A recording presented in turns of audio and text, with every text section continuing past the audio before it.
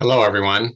My name is John Hasse, and I am a professor of geography, planning, and sustainability at Rowan University, which is located about 30 minutes southeast of Philadelphia.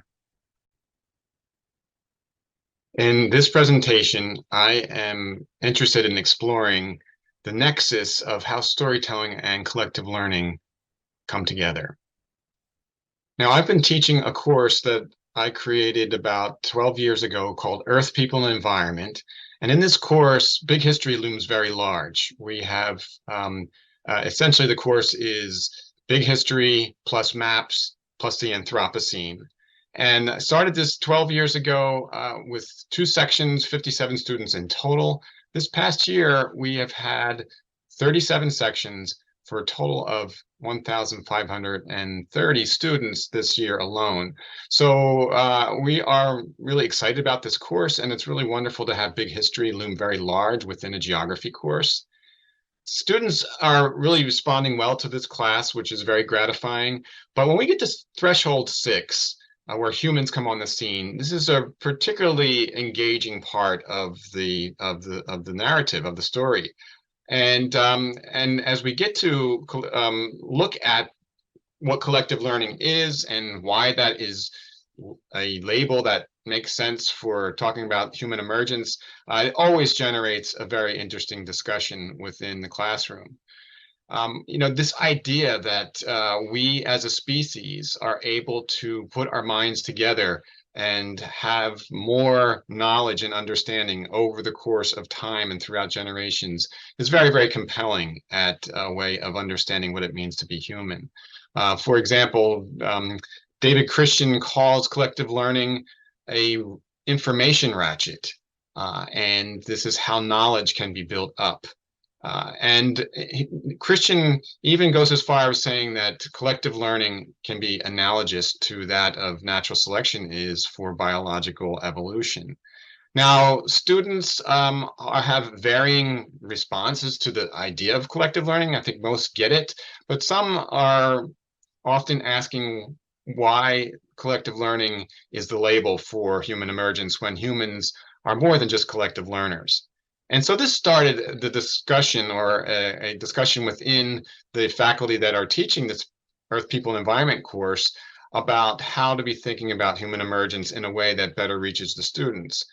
And as we explored this, we came into a number of questions of like collective learning. What is it that doesn't quite do it for engaging students? As academics, collective learning is a compelling concept. How do we reach our students in something that seems like it captures more of what it means to be human? And in fact, in a paper on collective learning and how it is such a key concept within big history, David Baker asks the question or poses the question of like, what is underlying big history? That there's a big blank spot in the map of the literature that has been developed thus far. So now you can tell a geographer there's a big blank spot in the map, and as a geographer, I needed to jump in and explore what that big blank spot is. And thinking about collective learning, we think about what is the information system that underlies that. It's been mentioned in much of the literature that language is an important role, but doesn't get into the specifics of that. What is the system for collecting the information, for distilling it, for storing it, for transferring it between people and between generations? What is it about the information that is collected globally that can lead to action and agency, which drives history, as has been described about collective learning.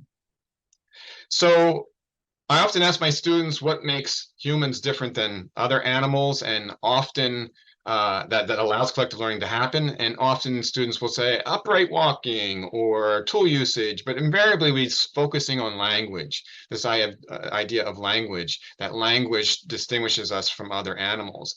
But then if we explore it further, this idea of language, is it really true that humans are the only species that have language, and therefore that's why we have collective learning? If we look into our closest relatives, primates, for example, vervet monkeys have been documented of having different vocabulary words for different predator calls, right? So calls were recorded and then played back, and the vervets would react accordingly to the type of predator that the call was representing. So there is this idea of vocabulary in other primates.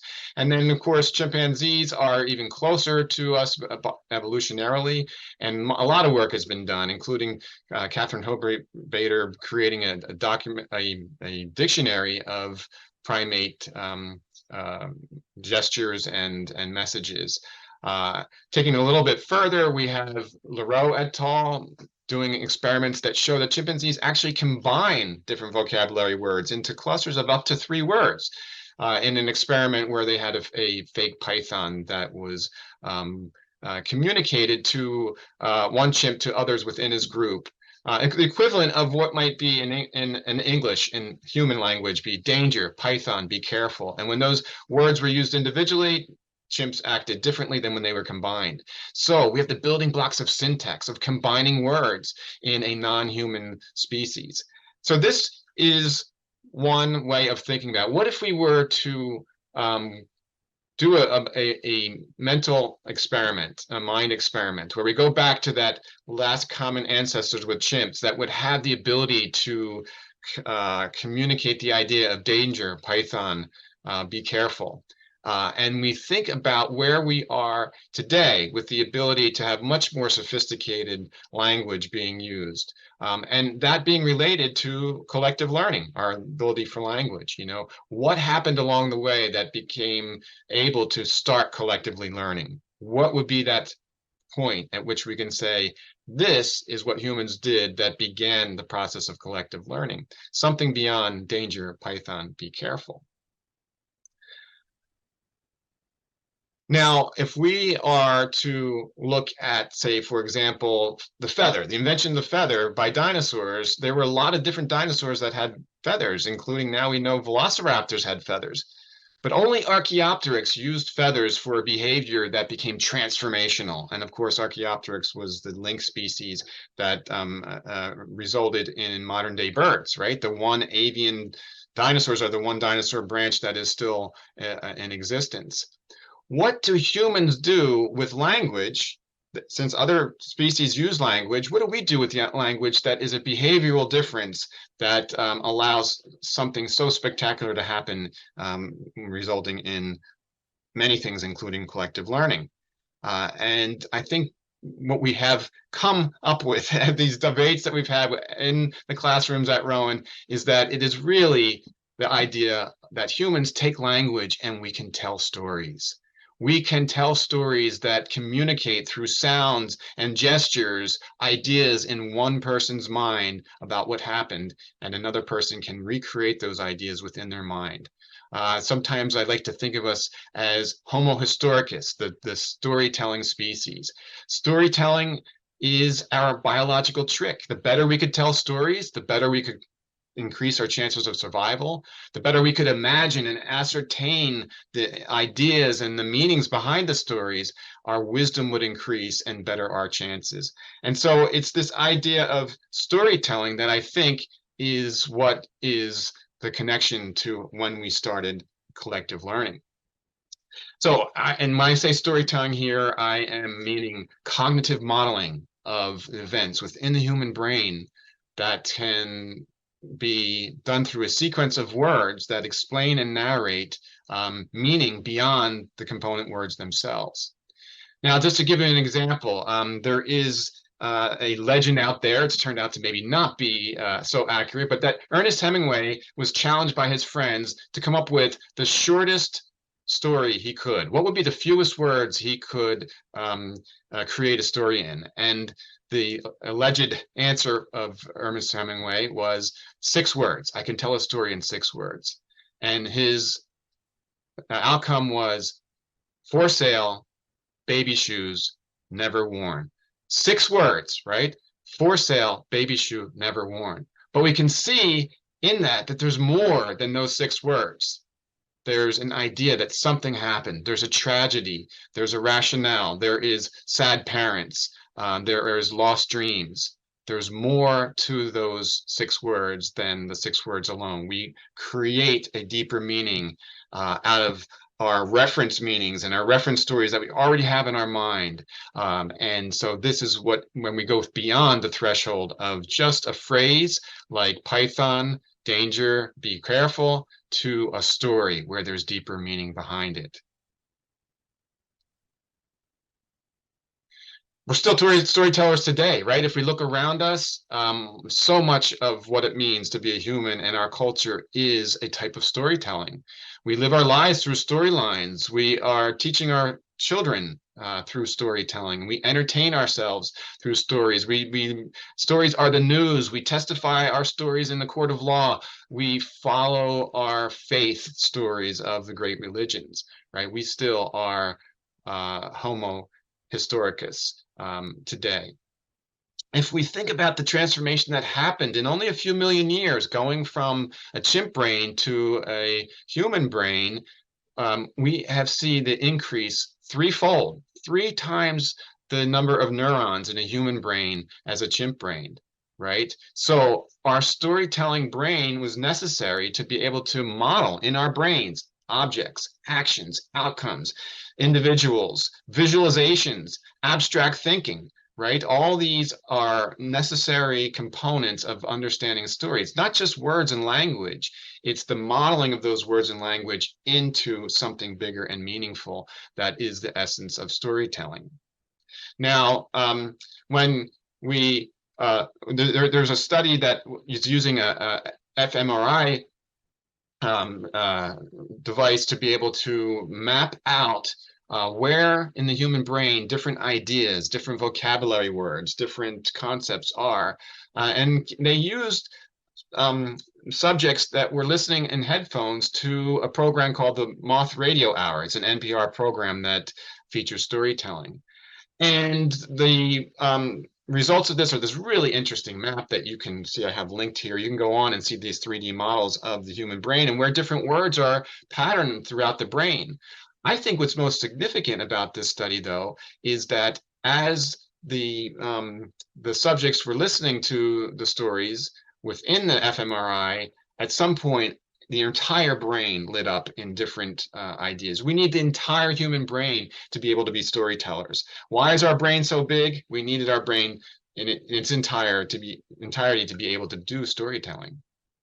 And I like to think of storytelling as not just something that humans do, but as something that actually is an emergent property of the universe, right? Through the human brain, storytelling was able to come to be.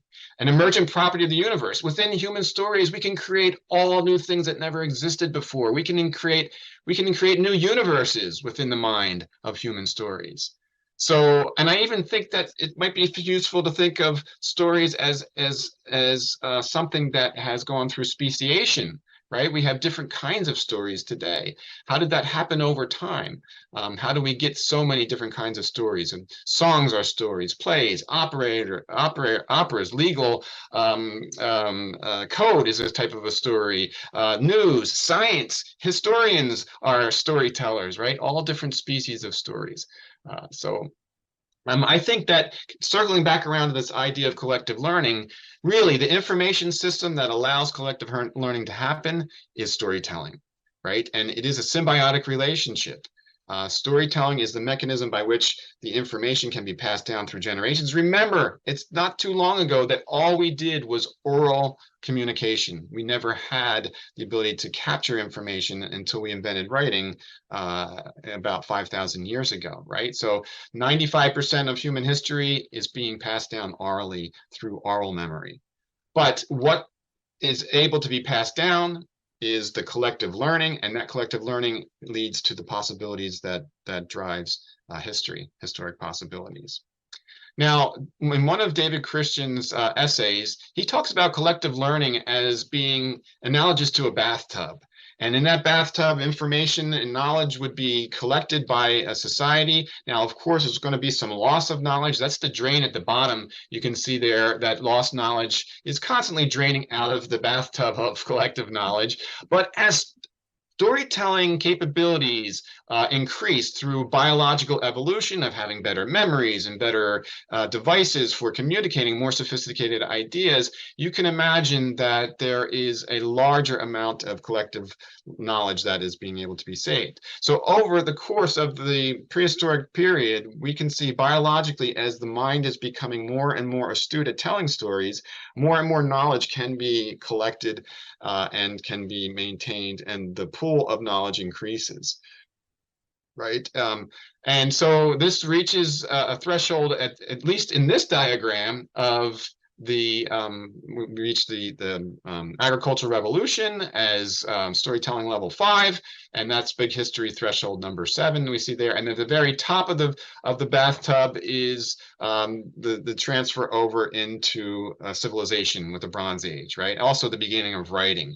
So at that point, collective learning has a major phase change and spills over the bathtub of the prehistoric collective learning bathtub. And now we need another bathtub, because collective learning is now going to be changed by a lot of cultural forces, like the invention of writing and travel and the printing press and all these things that were cultural inventions, which change the natures of storytelling and changes the development of collective learning. That's going to have to wait for another paper. I'm just establishing the prehistoric dimension of storytelling here in this paper, because there's only time for that.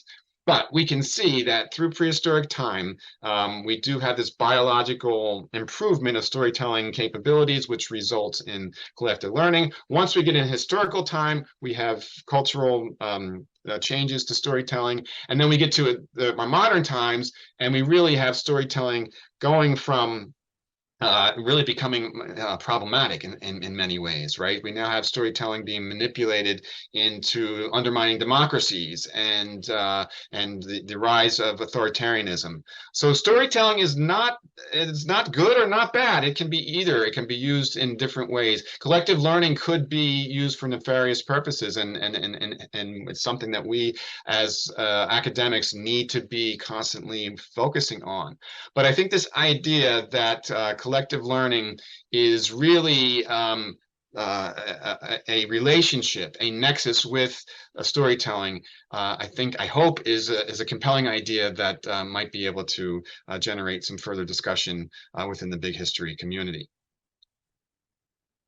So in closing, I think the big idea here is that storytelling provides a mechanism through which collective learning can happen. Because storytelling, if it is in fact something throughout all of the human experience, is something that can bond us in our different disciplines, knowing that we all are storytellers. In fact, we are big storytellers, right? Big history is big story. I think that the idea of storytelling does a better job at bringing people in to this idea that human emergence is a big idea. Certainly with students in our Earth, People, and Environment class, the idea of being a storyteller and of writing essays as a storyteller that tells about how they play into their place in this wonderful planet, going through the changes that it's going through, that has worked well. And I'd be happy to share some of my essay assignments for my class as students, as storytellers.